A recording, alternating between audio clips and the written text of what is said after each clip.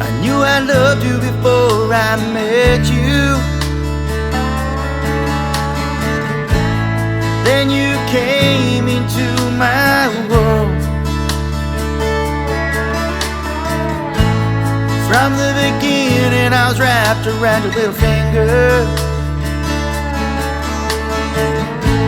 I wanna protect you from the world. One of our friends we were able to catch up in Tamworth earlier this year was Michael Wilks. Spoken to him a few times on radio, played his music, but never had the chance to do it in person. Well, we did it this year, and we thought we'd catch up with Michael now. And, of course, Lorraine is joining him as well, and they're off in the car. I think they're heading off to get Macca's or something, but we'll find out more. Michael and Lorraine, thanks for joining us tonight. Thank you so much for having us, guys. Thanks, guys. Michael, a question that I think many artists who listen in from here would like to know. How does an Australian artist get signed by a record company in Nashville? Just luck, really.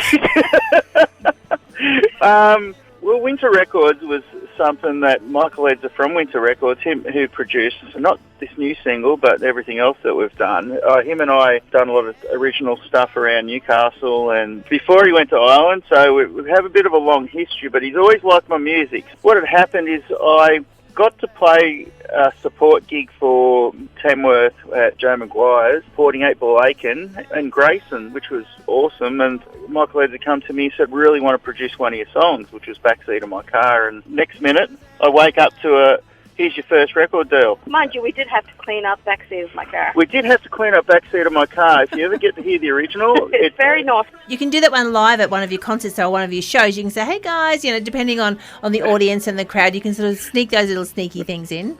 What has the rest of 2019 got in store for you? We've got some more travelling to do. Will we see you in Tamworth this year? How are things panning out for the rest of 2019? Tamworth's hard to get a gig. We're actually doing one for one of the agents at Swansea, of all places, which is where I grew up. So I'm looking forward to doing that. That's 22nd of June. So hopefully everyone will give a good report. Book us first. But we're doing 2 RRR showcase and we're doing the ICMA showcase. So we've got full steam ahead up for a nomination with Album of the Year. So that's pretty amazing. Congratulations. So, yeah, thank you. 3rd year in a row, he's a bridesmaid. Hope one day he'll be a bride. One day. Yeah, you've got to catch the bouquet first. That's right. Well, Michael and Lorraine, we're about to play Little Things. So before we do that, tell us a little bit of the background behind this song. Well, Lorraine and I have only been married a couple of years, and how this came about was I said, hey, babe, let's go and do a Wedding Waltz. Yes, we did it to one of my songs. Kate, who was our dance instructor, she just loved that song. And 2 years later, I get a phone call, and she goes, do you remember me? And I said, we'd love you to write a song, because they have a daddy-daughter dance. The Tiny Tutus is a national young child ballet school. They do a daddy-daughter program every year. Yep. And it's the dads and their daughters, or their grandfathers and their daughters, that scenario.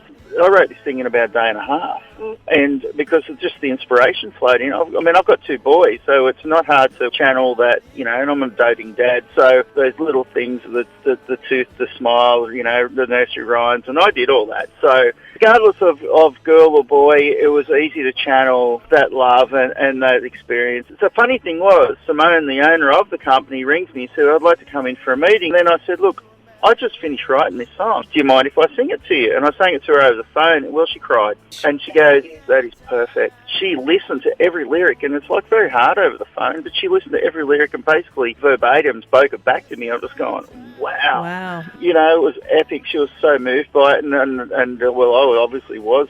And then Lorraine and I, we went and pitched it to their people, and they all cried. I think that's Michael's aim. If you can make someone cry, then you've hit the right nerve, darling. But it means they listen, and my story and my pitch has been heard. And so I was pretty sharp. Well, Lorraine and Michael, thank you very much for joining us. Folks, get your tissues out because we are about to play this one. This is Michael Wilks and Little Things. It's the little things that mean the most. A tooth, a step, a smile.